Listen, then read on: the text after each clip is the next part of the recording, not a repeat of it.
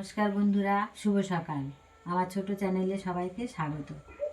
আমার ছোট চ্যানেলের এই ছোট ছোট ভিডিওগুলো যদি তোমাদের ভালো লেগে থাকে তাহলে আমাকে সাবস্ক্রাইব করে আমার পাশে থেকো আর লাইক ও কমেন্ট করো।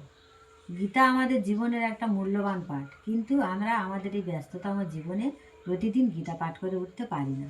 তাই আমার এই ছোট ছোট শ্লোকগুলো প্রতিদিন যদি তোমরা একটু করে মন দিয়ে শোনো, একটু সময় বের করে, তাহলে একই ফল তোমরাও লাভ করতে পারো।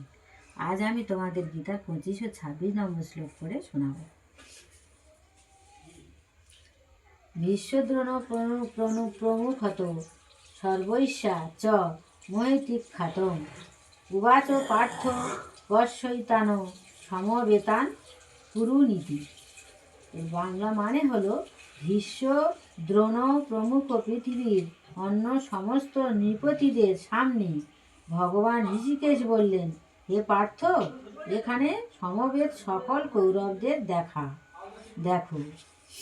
এর তাৎপর্য হলো, জীব সমূহের পরমাত্মরূপে শ্রীকৃষ্ণ বুঝতে পেরেছিলেন অর্জুনের মনে কি হচ্ছিল।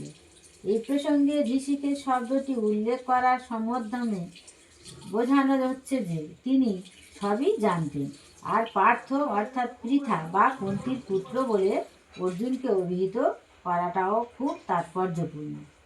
সখারূপে তিনি অর্জুনকে জানাতে চেয়েছিলেন যে যেহেতু অর্জুন তার পিতা বাসুদেবের ভগ্নী পৃথার পুত্র, তাই তিনি তার রথের সারথি হতে সম্মত হয়েছিলেন।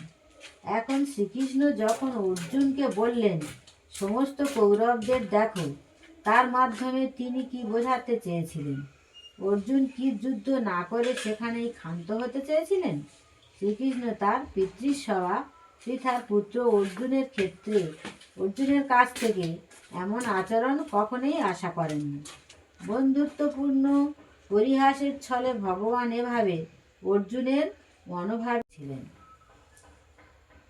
তত্রাপশ্যতং স্থিতাং পার্থ পিতৃনথ পিতামহান আচার্যাম মাতুলাম ভ্রাতিনং পুত্রান পৌত্রান সখিতস্তরা শ্বশুরান সুহৃদশ্চৈব সেন অতরু ভয়রূপী।